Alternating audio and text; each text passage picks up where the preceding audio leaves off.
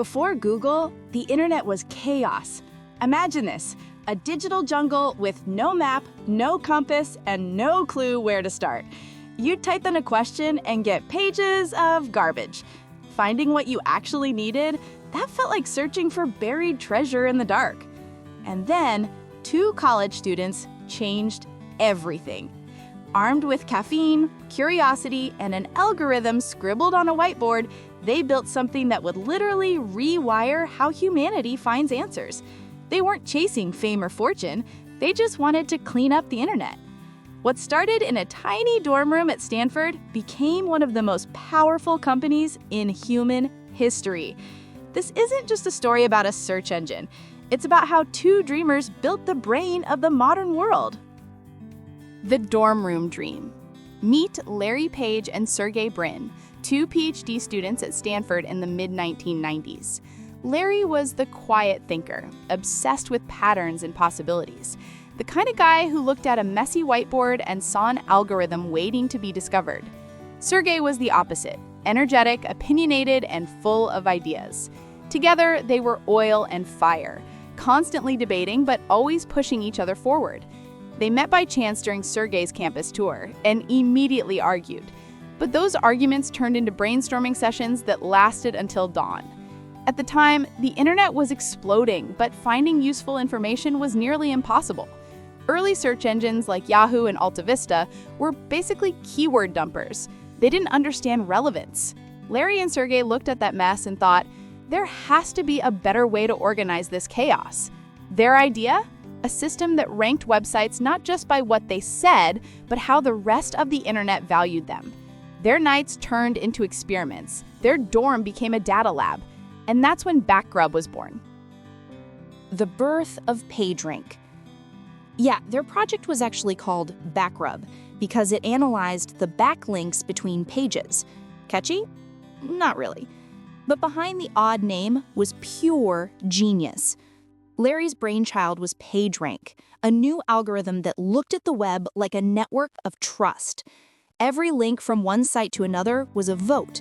The more votes a page got, especially from other trusted pages, the higher it ranked. In other words, Google didn't just search the web, it understood it. This one idea flipped the internet on its head. Suddenly, you could find what you needed in seconds, not hours. But here's the wild part. Larry and Sergey actually tried to sell their invention for $1 million. No one wanted it. Yahoo passed, Excite passed.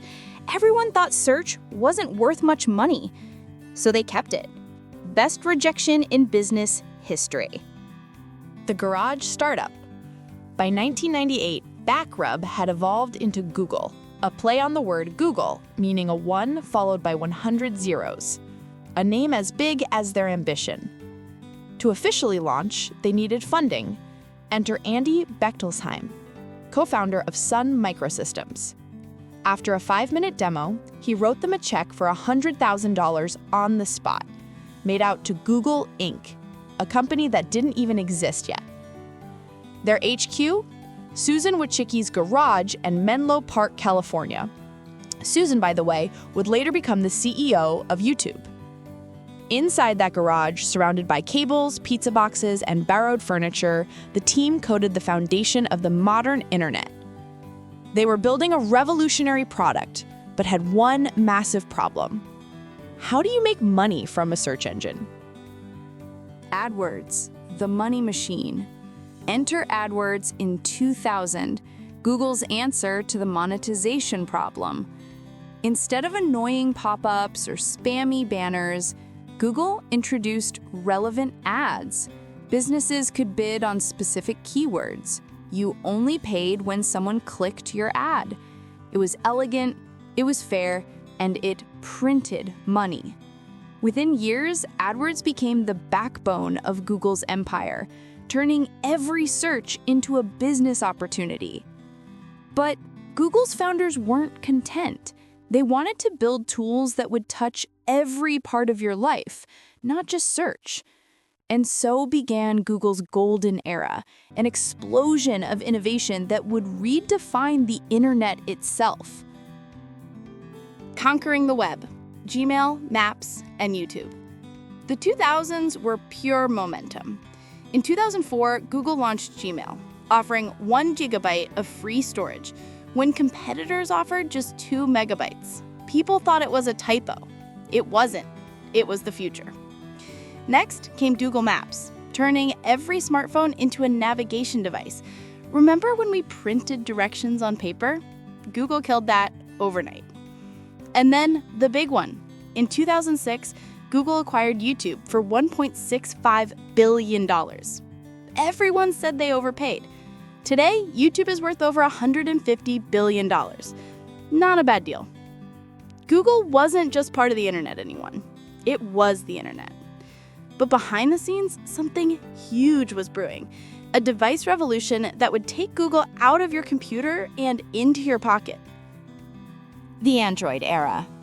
When Apple launched the iPhone in 2007, Google saw both a threat and an opportunity. They had quietly acquired a small startup called Android 2 years earlier. Their idea was simple but bold, an open-source mobile operating system that anyone could use. No exclusivity, no gatekeepers. Android spread like wildfire, but 2011, it had overtaken iOS.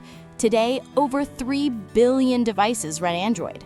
That meant Google wasn't just the brain of the internet, it was the heartbeat of your phone. But with great power comes great responsibility and great controversy. Governments started questioning Google's dominance, privacy practices, and data collection. The world's most loved tech company was suddenly seen as too powerful. The challenges of a giant. By the 2010s, Google had become both a verb and a target. Google it entered the dictionary, but regulators began asking tougher questions.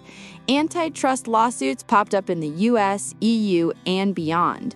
Was Google playing fair? Was it too big to compete with? Privacy became the new battleground. People started realizing just how much data Google collected, from your searches to your location to your emails. Inside the company, things were changing too. In 2015, Google reorganized under a new parent company, Alphabet Inc. The goal? To give it side projects like Waymo, self-driving cars, Verily, health science, and X, moonshot projects, room to grow independently. Meanwhile, Larry Page and Sergey Brin stepped back from daily operations, handing the CEO role to Sundar Pichai, the humble engineer from India who rose to the ranks by leading Chrome and Android.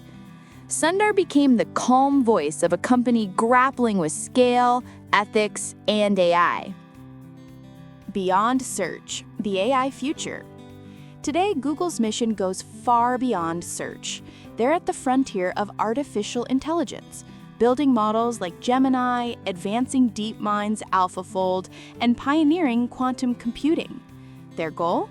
To create tools that don't just find answers, but understand questions. But there's also tension. Can a company that controls so much of the world's information remain fair and transparent? Can AI be ethical under corporate pressure? Google is no longer just organizing the web. It's shaping the future of human knowledge. From a Stanford dorm room to shaping civilization's digital brain, Google's journey is more than a business story. It's a mirror of our modern world. Larry Page once said, "Always deliver more than expected."